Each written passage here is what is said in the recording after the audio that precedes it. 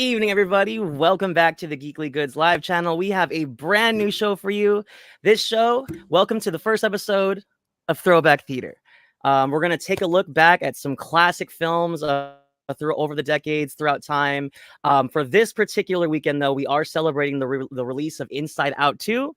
So with that being said, I thought it'd be a cool idea to just look back at the first film, one that I think is very underrated in the Pixar catalog. I know Leo agrees with me, but yeah, so we're gonna talk some Inside Out and keep an eye out for this stream. We're gonna keep doing it every so many weeks or so, and just reflect on some classic cinema and movies that really just bring us to where we are now. And it's always fun to look back at some of the classics. So my name's Lo or Loretto, however you want to call me.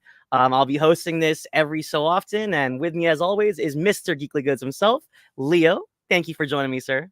Hey, thanks for pulling up, man. And hey, this has been a cool idea that Lo had in his head for a little while, so I'm glad we're getting to execute this show, guys. And man, I'm excited that we're starting the first episode with such a classic Pixar movie. I mean, it's crazy. I think we were talking about this before the stream, but it's like you think classic Pixar, and part of me also thought it probably has to do with age, but I know for me, when I think classic Pixar, it's like Toy Story, Monsters Inc., Up, Wall-E, Finding Nemo. I mean, it's kind of like those five, and then it's like, oh, but wait, there's more that are really up in the echelon. Obviously, Cars, but Inside Out really breaks its own mold in the Pixar formula. And the way that it builds its world, it's so wonderfully unique. But I would call it a top tier Pixar film, in my opinion. Absolutely. And really quick, let's just say some hi to some people tonight. Laser joining us as always, even on a new night, a new show. Thank you, Mr. Laser. We love you, man. We appreciate the support. What's up, Rodney Dollar? He doesn't think the first one is underrated at all. He thinks Cars 2 and 3 and the whole Cars is something that deserves to be in a garbage can. Look, no offense to Lightning McQueen. I kind of got to agree with you on at least 2. Cars 2 is... Cars 2 is... yeah, that was pulling teeth. Very, very rough watch. But 3 was okay. 1 was fine. But thanks for joining the show, Rodney. Thanks for joining the show. So without further ado, let's jump into it. Let's set up our little movie theater here as we roll back the clock. And, with this film in particular, we're not going back too far. We're going back, it was 2015, so it's not quite a decade, almost 10 years. But yeah, so let's dig in. And I wanted to go over first impressions of the film. And yeah, Leo, kick it off, man. I mean, I'll be honest, just really quickly, I didn't love this the first time I saw it. We talked about this pre-stream. Just something about it just didn't connect with me initially. And this is a film that over time I really grew to admire. But what was your first impressions of this film? So Inside Out, right after the theater in 2015, really, really liked it. I thought it was a strong movie for Pixar. I remember coming out of it and I'm like, oh, I already know toys, shirts. I mean, the merch is going to be crazy for this movie. I thought the message was so strong and so powerful, especially for kids at the time, because in 2015, for perspective, that I was about to graduate college. So I was well into my adulthood. And I just remember reflecting and thinking, man, I wish I had a movie like this when I was a kid. A movie that told me it's okay to be sad. It's okay to be upset, that you have to be upset sometimes in order to be happy. I loved that message, that strong messaging as an adult, but I was thinking it's just such a valuable message to teach children. And then even just the animation style, man, like I think it's got its own unique flair and flavor. I like that, like, each emotion has their own sort of texture. Joy's got this glow around her that just really symbolizes happiness. Anger has the kind of stoic stone type of texture, and each of them have these different textures. And I love how unique every emotion looks. It's just such a great film beginning to end. And I'm sorry, y'all. Listen, I just rewatched it. It happened on the first time, happened on this time, happened on my last rewatch. I will always cry when Bing Bong dies, man. Like that Bing Bong scene tears me to pieces every time. So just a great Spoiler film. alert. Roller coaster. Yeah. Sorry if you haven't watched.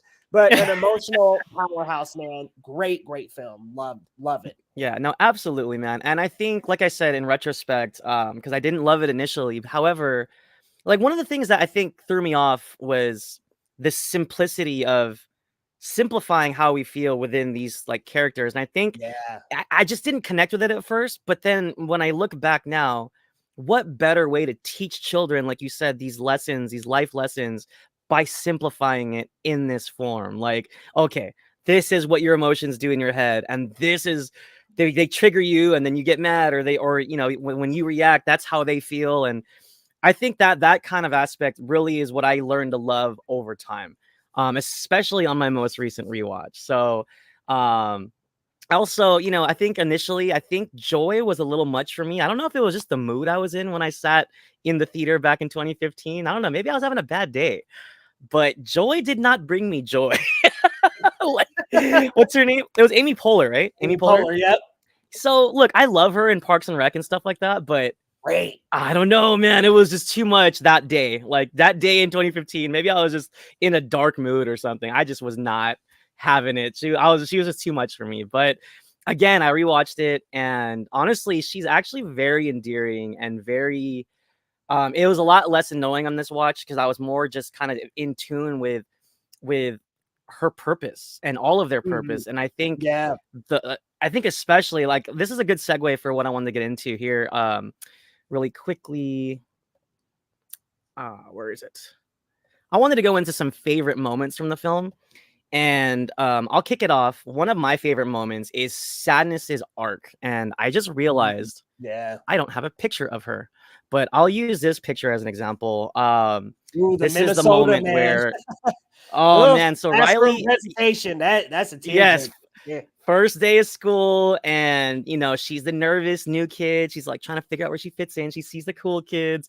I love this scene. And one thing I wanted to mention about Sadness, and I wish I had a picture of her, but I just love her journey of her thinking like, oh my God, I ruin everything. Oh my God, nobody needs me. I'm just a problem. I annoy Joy. Joy hates me. Oh, Joy wants nothing to do with me. And then when we come full circle, especially towards the final act of the picture, we like Joy has that realization that we need sadness. Like, because one of yeah. my favorite lines from a band that I love is to heal it all, you need to feel it all. And sadness embodies that quote perfectly. And Mhm. like when you feel that sadness, only then can you begin to feel happy, when you just Exactly. process and feel everything and let it out and vent. And then there's that calm of peace of like, okay, I let that out. Now I can breathe. Now I can move on to other things. And I love that. But give me one of your favorite scenes or moments, Leo. So one of my favorite scenes is actually toward the end when Joy does actually, once they get back to the headquarters and Joy allows Sadness to take the control, because it was, her arc was allowing that. And Joy is actually my favorite character. I've liked her every time I've watched the movie, but her her big mistake in the beginning was wanting to have too much control. And I think for Riley specifically, this isn't for every kid or every teen or every person, but Riley specifically was a very happy-go-lucky child. So I think she tried to force the joy to happen a little bit more than it needed to a lot of the time, and that's why Joy had such a dominant presence in the headquarters. But I love that she grasped the fact that Sadness has to have a place in the control center. So I loved that she embraced that. And then once she could, like, Riley could actually cry. She could actually embrace her parents and cry. And I know that we all have felt that before, where you just have to just cry, man. Like Yes. it was like so relatable in the sense that, man, I know we all know how it's like to have a good cry when you just are holding it in, bottling it up. So I thought that was such a poignant message, like I had said earlier, for kids' movies, and to show them, be sad, feel it, feel the sadness.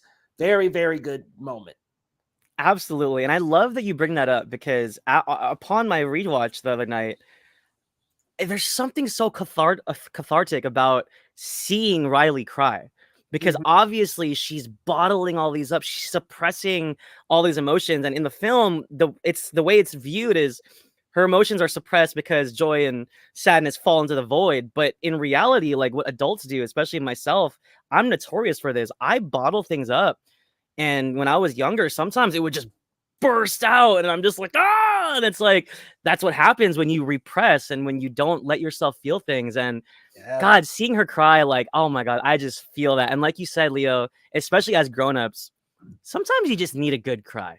You know what I mean? Sometimes we just need it. Like whether it's stress, whether it's previous traumas or just a really bad day at work or life happens, right? And sometimes Mhm. we just need to let our emotions go a little bit. So um Got a really couple quick, we have some visitors people in the here. chat. Yeah, Yeah. hi Shania.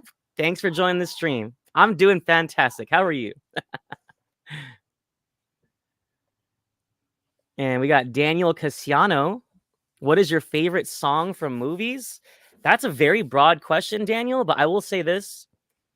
Jurassic Park was the first film that opened my eyes to movie magic, and half of it was because of John Williams, baby. So that na, na, na, na, na, na, na, na. Oh man, it just makes my heart soar. Shouts out the legend John Williams. How about you, Leo? Definitely Circle of Life, and the other Nice. one being the Spider-Man movie theme. Nice. Oh, Yeah, dude. man. Danny Elfman. Yes, sir. Danny Oh, Elfman killed so it. good. Elton John killed it, baby. Dun, Two of my favorite dun, movie dun. soundtracks ever. Ever. Oh, So good. But you know what? so good. This is crazy that Daniel brought up music. The score for this movie, man, Michael Giacchino killed it on this score. I mean, You know, I love that theme, the little piano theme that opens yes. the film. It's such a jolly, beautiful sound, and it's called Joy, and it doesn't capture like joy, and just the way you think of the emotion does sound very much like that white piano, and it has this curiosity invoking element to it. It's very, very good, man. Like great Oh, it's score. wonderful. Giacchino Yeah, killed it that again, man. I think he starts hitting the piano when the Disney logo is still on, and Mhm. oh, mwah, Michael Giacchino, man, he's also equally as legendary. Oh Really yeah. quick, let's highlight Laser. He says what he loves about Inside Out is how everything perfectly makes sense inside of Riley's head and outside. The two contrasting stories blend so beautifully together. It's brilliant. Well said, Laser. Yes, Well sir. said. Inside Out. Yeah, no, and Laser, that's really well said. I think like having the reality and then having the inner struggle and having them just kind of like parallel as we go on the journey with Riley, I think it was really, really beautifully written. Mhm. So one more moment for each of us, and whoops. Oh, I did not finish our pictures, sir, but it's okay. Well, it's work in progress. We're working out the kinks. We're working out the Yeah. kinks here. But another one that I wanted to highlight was the dinner table scene. And I think what really, really like brought this home for me and what makes me appreciate this film even more now is just how fresh the concept was and how they applied it to not just Riley. So the infamous dinner table scene, Riley is upset. She had a bad day at school. You know, mom's trying to like pry and she's not really getting in because Riley's just like, oh, whatever. And then Riley looks up and like trying to hint to the husband, like, hey, look, what are we gonna do here? And then we go into the husband's head. And So then funny, we see like the adult versions of Riley's same emotions, and they're like, oh, wife is looking at us. What is it? Well, like they just are clueless. Like he was like, I think he was thinking about hockey. Like he was thinking about the hockey Yeah, game. yeah, they're like the male emotions. The thing I love about them going to the dad's game is always the dad's head is it's always like, yeah, let's go back to the game. Yeah, whatever. Like they're hilarious and like how simple the man's emotions are. It's like, oh, okay, Yes, and yeah, it's problem like solved. All right, great. We're gonna have to put the it's a foot down. Get ready for the foot. Like just so hilarious, man. Like it's I'm a like, perfect man, that sounds like a encapsulation. dad's head. Like Right? It's a perfect encapsulation of how clueless men are. Truly, truly. And as speaking as a man and as a father myself, sometimes I don't know what's going on sometimes. And I love how it zooms back into the mom's head and they're like, uh-oh, he's giving us that face again. He's giving us that face. He doesn't know, he's clueless. And it's just the back and forth between their emotions was just amazing. I love how well written that scene was as well. And like you said too, like anger took control of Riley and was like started sassing the dad, and dad's like inside his head, he's like, we sense a high level of sass, sir. Go to DEFCON 2. It's just such a fun concept, man. I love them playing with that, and especially that kind of ties into the end of the film too, where we just see like the inside of a cat's brain, the inside of the clown that she was scared of. So it's so cool that they did stuff like that to really expand upon not just Riley's head, but everybody's emotions. That was really fun. But yeah, what's your next favorite moment, man? Oof. I mean, I don't want to say I was like happy during this moment, but a very emotional moment of the film is spoiler warning, they reunite Joy and Sadness on their journey back to headquarters, reunite with Bing Bong, who is Riley's imaginary friend from childhood. And man, it is just such a tragic moment when both Bing Bong and Joy disappear down into the like kind of cataclysm of where the memories become erased.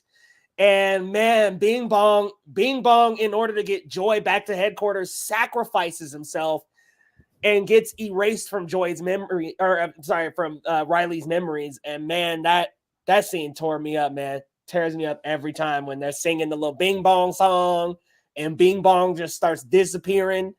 I'm like, man, I think this is a more relatable scene as an adult, because I feel like if you're watching it as a kid, you still have your imaginary friend. You still remember that. Like as an adult, I'm like, shit, man, what was my imaginary friend's name, dude? Like, it's just such a relatable, beautiful moment because it symbolizes stepping away from one segment of your life into another, man. Like, yo, losing Bing Bong, man, that hurt. Yeah, man. And what really puts the cherry on that moment is his tear-filled eyes. Even though he cries candy, he looks at Joy and says, "Take her to the moon for me. Take her to the moon for me." So because that was their whole thing. Bing Bong and Riley were gonna go to the moon on his rocket, and and it's literally like it reminded me a lot of Toy Story 3. It's just saying farewell to childhood, saying farewell to childish things. And the reality is we do forget stuff like that. And it was also what hurt me too was seeing some of the memories in that void area. Like we just forget, we grow, we create new memories, and things just fall away. That's just a tragic part of life. And yes. Oh man, yes, that scene, man, it tears us apart. But yeah, was it? I want to highlight this. Later said, "I'm glad I'm not an adult." Enjoy it, man. Enjoy it. Also, Laser said, anger is literally me. Hey, you know, take some, you know, do a little woosah exercises once in a while, man. You don't want to be angry too much, man. And then to close this out, Laser. To close out the discussion here, I kind of wanted to go over like Inside Out's impact and its legacy, because obviously this weekend the sequel is premiering, and you, my friend, did see it already. I'm hoping to perhaps see it tonight after my Muay Thai class. But go ahead and go in the depth of how you think. Like, do you think this film has? Because we started the show off talking about how underrated it is, but just do you think this film has an impact on pop culture or just the world? I think so. Especially, it's going to have a bigger impact, I think, with a sequel, because you know, I think there was like a turning point in animation when Toy Story came out, right? I mean, first big 3D and computer animated film there. This one, I think it's just another one of those Pixar movies that broke the mold a little bit. I mean, with the score, with the style, with the way the emotions are characterized. I think that those things and those messages are going to have a huge impact. And like, especially after this film and combining the two. Yeah, I absolutely think so. I especially think the characterized emotions are having a huge impact on pop culture and have had a big impact on pop culture. And I think even more so, low Gen Z than us, because they were the ones who were kids when this came out. And I think this is going to be one of those franchises like us with Toy Story that will continue to grow with that generation. So I think it's got a big impact on culture. And yeah, I think it'll, actually, there's already going to be a series after the second movie. So I think they're going to keep building this franchise. And to me, this feels like a Pixar franchise most suited for the sequel treatment. It's very easy to go ahead and expand on another age of Riley's. You know, you go into the teenage years in the next Inside Out 2. We can go to college years in the third one, adult years in the fourth. I mean, I'm just saying, like, you can really expand on this idea. So, yes, the idea. Hey, no, I love that, man. And like, yeah, the potential for, oh God, what did I press? The potential for a franchise. You're right, man. Like just the same way we did with Andy. I'm excited. I'm looking forward to that. I kind of hope that we do take a few further steps with Riley, man. Even if we go all the way full circle and Riley has kids, like, oh my God, like that'd be great. So I love it, man. Hell yeah. Look at this. Laser's on board. He can't wait for Inside Out 5. Yeah, man. Bring it.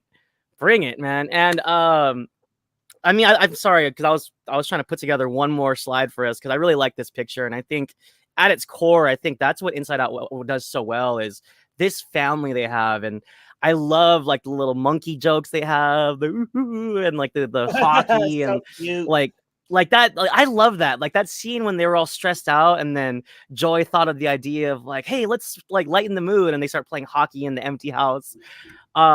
It's just really, really heartwarming, and it really put a smile on my face, especially just the other night.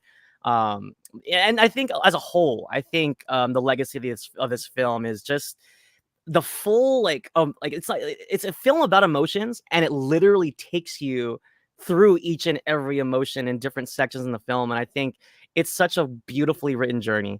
You know, we got the nightmare sequence with like just peeking into like the things that she's afraid of, like grandma's vacuum cleaner and the big scary clown. Like seriously, like I think most people are scared of clowns. Like I don't know many people that actually like clowns. So that's a very common fear. I loved it. Like they showed that.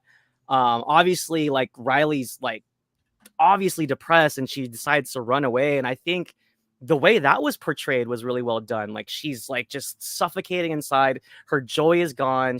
And her angry side is, we should just go back to Minnesota. Like that's where I was happy. And the way a child would process that, like that's why kids run away. They're clearly not happy with their situation, and their only solution is to just run away from it all. So I thought that was amazing. And I think I would like to think the legacy of this first film especially is that its heart and its journey is what people remember, because it's truly a beautiful story.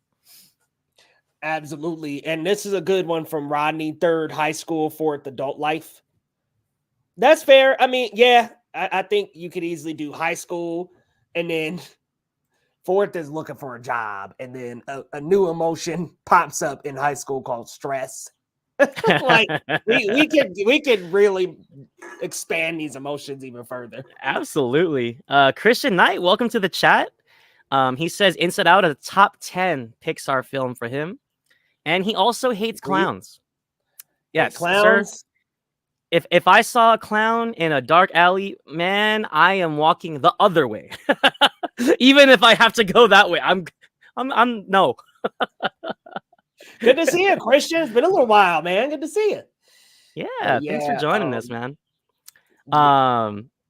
So yeah, that's about it, guys. I just wanted to have a nice, short and sweet chat, a short and sweet retrospective on a wonderful animated film, one of Pixar's best. You know, I haven't done a ranking in some time, but I would love to see where it sits. I definitely want to like go back and reassess my feelings for films, because my top 5.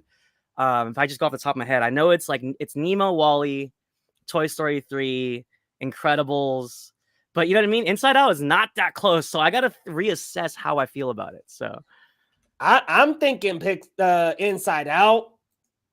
Ooh, man. If it's not top 5 for me, it's like right outside of the top 5, but like I'm thinking it might be in that top 5, man. Oh, wait, really? Inside Out?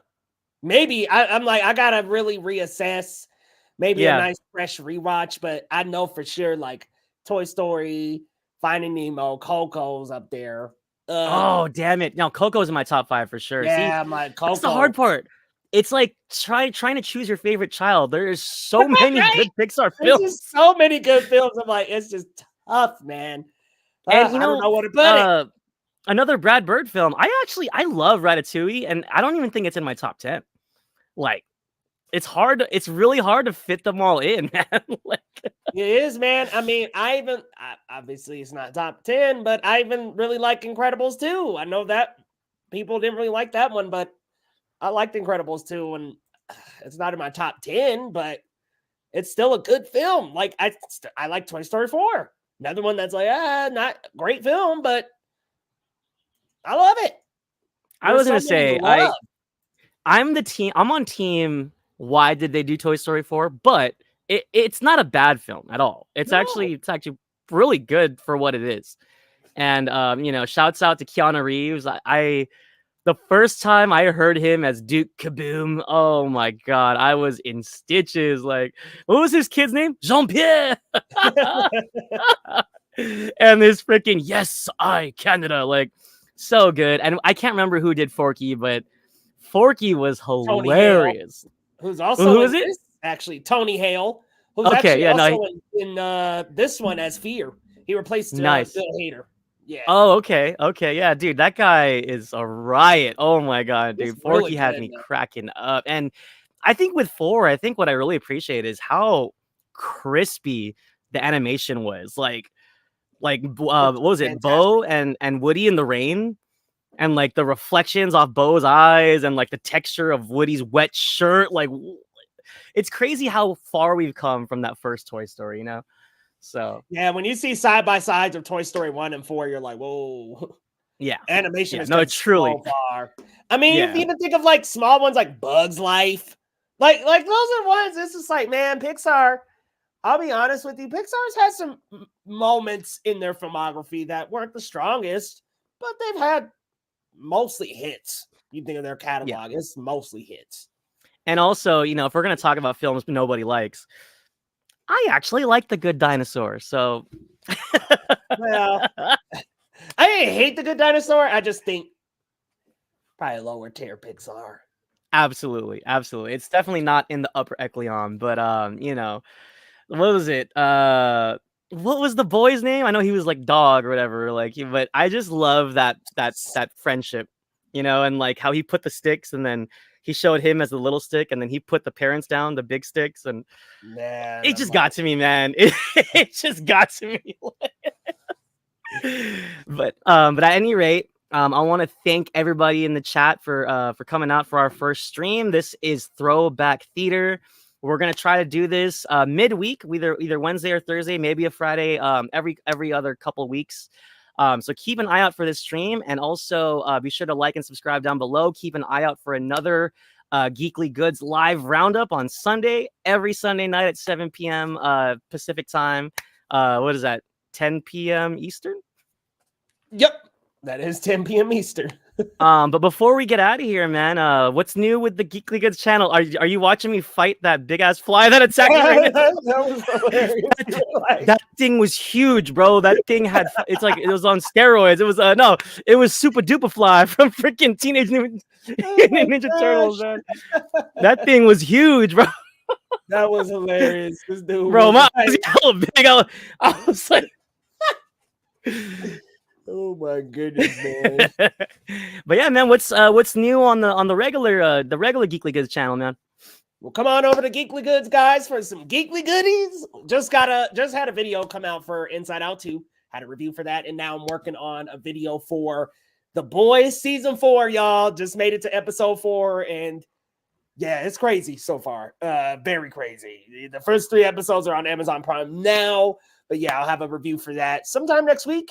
And we got what else we got? Oh, A Quiet Place coming up as well, guys. We got a lot coming up, so stay tuned on the regular channel for more content. Hell yeah. Make sure to follow Geekly Goods. One of these days, man, I gotta get into The Boys. I still haven't. I haven't seen a single episode. I don't know nothing. I don't get any of the jokes. I don't know who Homelander is. I don't know. What? Oh my goodness! You know Homelander? Everybody talks about him. Everybody talks about how great it is. One of these days. And what sucks is I love Carl Urban. Like, he's great. So, one of these days. There's so much content out there, guys. But like I said, this has been Throwback Theater. This is the inaugural first episode, and hopefully one of many more to come, guys. With that being said, I'm Loretto. That's Leo. and we'll catch you guys next time. See you on the next one.